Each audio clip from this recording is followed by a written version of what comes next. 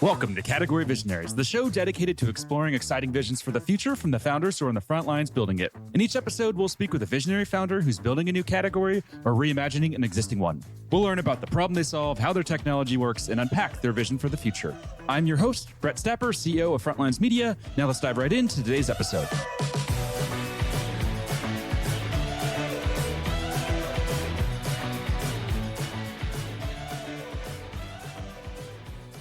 Hi, everyone, and welcome back to Category Visionaries. Today, we're speaking with Nitin Bhandari, CEO and co-founder of Planera, a construction technology company that's raised $19 million in funding. Nitin, what's going on? Hey, Brett, how are you? I'm good and super excited to have you here. So when I was doing my research before the interview, I see that you have founded and sold 2 companies. So how do you keep going? Are you tired yet? Good question. I often tell my wife I have to start a company because otherwise unemployable. I'm a founder, but I'm a horrible employee. And so here I am with my third, having a lot of fun, hopefully my last. How does this one compare in terms of difficulty to the other 2 that you had previously founded? Yeah, let's touch on the other 2 very briefly so your listeners have context. The first one was back when mobile networks were just coming up and smartphones were just being launched. We built Skyfire, a company that optimized multimedia content for wireless networks, enabled for the first time video streaming on phones. And that was hard. That was really hard, primarily because in each country, there were only 3 to 4 potential customers because our customers were wireless operators, right? And that puts you in a really tough spot. This company, we sell to large general contractors, construction, massive industry. Also, however, not so dominated by only 3 or 4 players, right? There's a whole lot of general contractors that do 100 million or more in construction volume, and that's our sweet spot. And so I much prefer this situation where we sell to a mid and large size enterprises, but there's a whole lot of them, as opposed to my first one where there was just 3 or 4 potential customers in each country. That's hard. That sounds very stressful. Yeah, exactly. I did not sleep very well. As they say, I used to sleep like a baby, I would get up multiple times a night and cry. Well, man, no baby jokes. As I was telling in the pre-interview, we have a 9-month-old, so no baby jokes. It's too sensitive right now. Got it. Joking, of course. Now, let's talk about, what we were doing now and maybe to lead up to that. Like, what made you decide to go into construction? Yeah, great question. That's not my background. I am a software entrepreneur, electrical engineer. So I know a bit about engineering. What I didn't know was construction. And when I was thinking about my next startup, a very good friend of mine, who is now my co-founder, he pulled me into the world of construction. He's been running a construction company for 35 years. He's a master in civil engineering from Berkeley. And he had a bunch of problems in his company, which were all around software being archaic. And many of them were very easy to solve. And I helped them solve those problems. But the one thing that kept coming up for him was how important construction scheduling and planning is to profitability of the company. And construction scheduling and planning is very different from like tech scheduling or tech planning, where we can just move things around. Our roadmaps change all the time. We ship when we think things are ready. In construction, that's not the case. In construction, schedule is a contract document. A lot of money depends on you getting that just right. And the tools, the best of class tools in that space are really 25-year-old pieces of software, right? And so it's extremely hard to use. Haven't kept up with the modern day and age of like collaborative software, easy, powerful because maybe software and AI makes you better. It just is stuck in like the 1990s. And that got me really fascinated in this space. That's kind of how I got into this space. And I'm sure we'll go more into details, but that's the backdrop of how I ended up founding this third venture. So you found the company, and then what do you do next? What do the first 6 months look like? Well, actually, first 6 months before we even founded the company, I just had to convince myself that this problem was truly that broad and deep. And so we just spoke to a lot of potential customers, mostly through my co-founder's network. And we just kept digging deeper and deeper. And it turns out that the problem that I'm describing to you is not unique to maybe just small companies or mid-sized companies. Even the largest general contractors in the world, they all struggle with this problem. And so I think first 6 months was really just getting conviction that this really important thing in this really large industry has truly not been solved. right? And that's kind of when we decided to incorporate, found the company. We funded some of the first money through just the founders. We put our own kind of angel pre-seed money. And then the next 6 months was figuring out a bunch of different design directions we could go in, testing that concept, the same set of early design partners, and started to build the algorithm that would be the engine that drives this whole thing. This show is brought to you by Frontlines Media, a podcast production studio that helps B2B founders launch, manage, and grow their own podcast. Now, if you're a founder, you may be thinking, I don't have time to host a podcast. I've got a company to build. Well, that's exactly what we built our service to do. You show up and host, and we handle literally everything else. To set up a call to discuss launching your own podcast, visit frontlines.io/podcast. Now, back to today's episode. I feel like now everyone's talking about construction tech. It seems like there's a lot of appetite from investors. Was that the case in 2021? What was it like as you started to fundraise for this idea? It wasn't as, I would say, center of attraction or attention as it is now, but it certainly, there were signs that a lot of things have to be upgraded in this space. Companies like Procore and Autodesk had proven that there's great ROI for customers when they modernize their software. They do what's called project management, right? And so the project management layer started getting modernized and upgraded maybe 10 years ago. And now there's like a really good ROI. GCs understand there's business value to using more modern software. And that was the backdrop. But you're right, in 2021, maybe it wasn't as hot a space as it is now. And I think many, many very large companies will come out of this space in the coming decade. When it comes to your market category, what's your thinking there? What is the market category that you're selling into? So broadly speaking, this is construction tech, which is different a little bit from prop tech, which is property tech, right? And so construction tech is a large field now. And within that, there could be different types of customers. One would be like an owner. Owner would be somebody who commissions the project. And then there's general contractor that will be the prime who would actually build this whole thing. And then under them or with them would be a bunch of subcontractors, or sometimes they're called trades, that may be different companies, but they will work under this general contractor, right? And we've right now go after the general contractor space. They are our prime target customers. But then there's increasing use case for us, even with subcontractors and trades. And so that's something that we're expanding into. But our prime customer segment right now is the general contractor space. What was it like in that discovery process to uncover that was going to be the target base that you go after, or the customer base that you go after?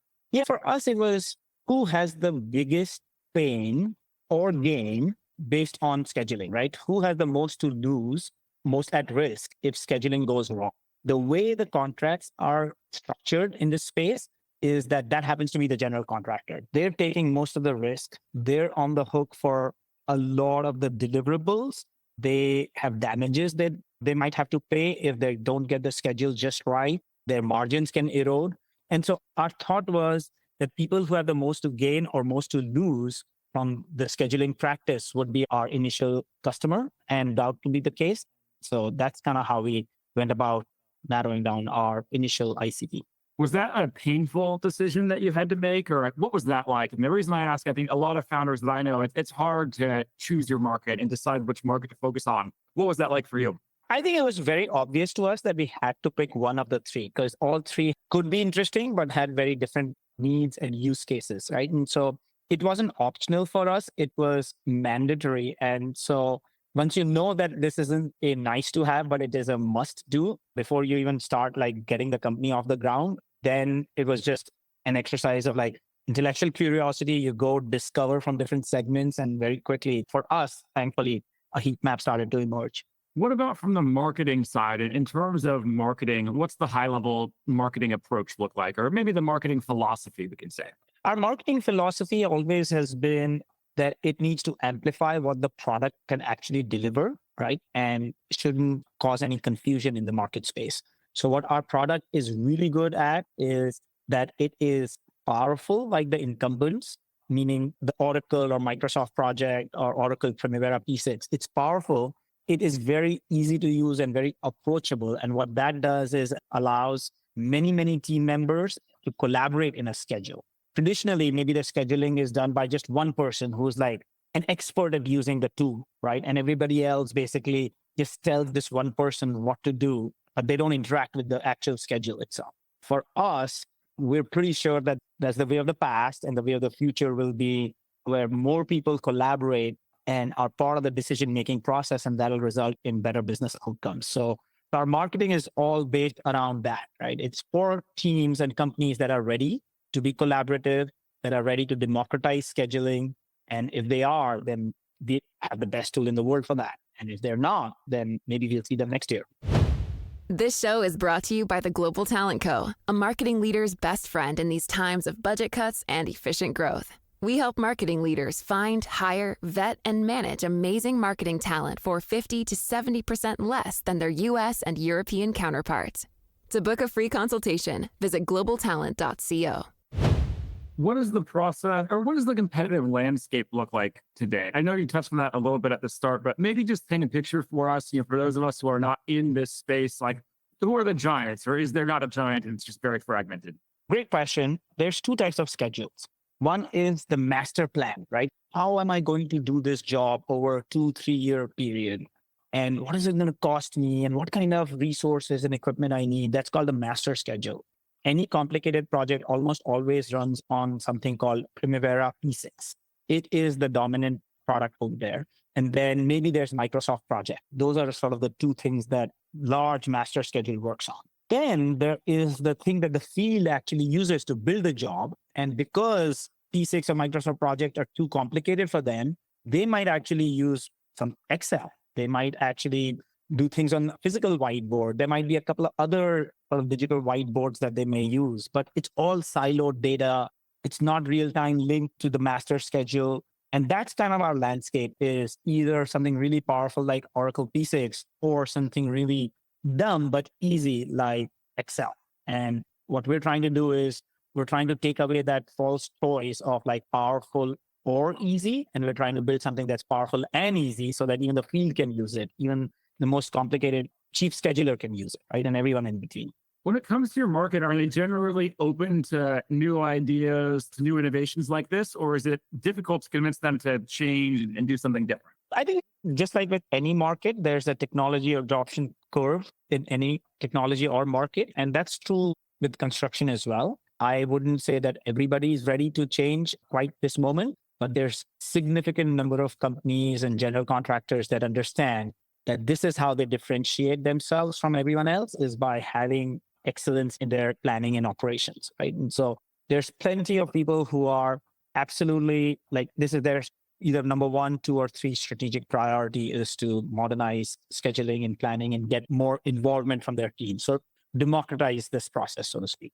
And from a go-to-market perspective, we don't have to dig too deep there, but if we just think about really important go-to-market lessons, what would you say has been the most important go-to-market lesson that you've learned so far? I think the most important go-to-market lesson would probably be that you have to go to market the way your customers behave, not the way you want your company to be, right? Like, so you can't say, hey, based on my business plan or spreadsheet, this is my go-to-market motion. But then if that doesn't fit the way customers learn about technology, adopt technology, buy technology, then it's not going to work, right? And so you have to really be very sensitive to how customers behave, not so much how you want to engineer your business. And so maybe, for instance, paid marketing may work for many, many segments. It doesn't work in our segment. People don't go looking for new technologies like that. People don't go to like G2 and things like that and just constantly looking at various different things. Like product-led growth might have questionable results in construction. Some people will certainly make it work, but it's probably not going to work for most other solutions, most other software in construction tech. So you really have to be very aligned with how your customers are going to find you and how they're going to deploy you. What about on the fundraising side? So I know we touched on that a little bit. You're saying it's evolved a little bit on the construction technology side. What have you learned about fundraising this time around? And how does fundraising for this company compare to the fundraising you did for the previous 2? I think the key for fundraising is always, if you get this right, is there a really, really big prize at the end of this journey, right? Because startups are hard. They universally are high failure rate, right? And if you do everything right, and you're one of the few that succeed, is the price worth it, right? And both for entrepreneurs and for investors, that has to be the case, right? At the end of the whole struggle, is this going to be a big enough price? And that thing hasn't changed. So from a first principle standpoint, that has to be true. What's definitely interesting, as I said right now, is that there's a lot of appetite to modernize this industry. It's one of the last few multi-trillion-dollar industries that still is a little bit stuck in the old ways of doing things. And so hence there's opportunity. And since there's opportunity, there's attention. So things are getting better for construction tech founders. I'm excited that there's more and more solutions out there. To me, fundraising is all about fundamentally believe that this is a big problem yourself as an entrepreneur, and then package it up as a story that other investors can understand. This is certainly not a space that every investor knows inside out. So there's a fair bit of education involved, but you have to do it from first principles perspective. Final question for you. Let's zoom out 3 to 5 years into the future. What's the big picture vision look like here? The big picture vision for Planera is that schedule and the plan should become a central decision-making space for construction companies or for general contractors, subcontractors. Today, it is often just used as a checkbox compliance thing. Yes, we need to put a schedule together, and the schedule will be updated every 2 to 4 weeks. And it's used for like financials or project controls, but not as a day-to-day decision-making system.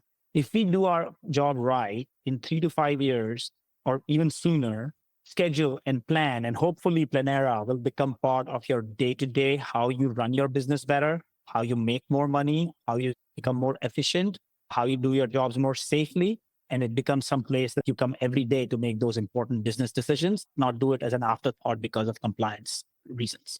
Amazing. I love it. Well, we are going to wrap here. Before we do, if there's any founders that are listening in that want to follow on with your journey here as you build company number 3, where should we send them? Where should they go? I am on LinkedIn at Nitin Bhandari. So that's probably the best way to connect with me.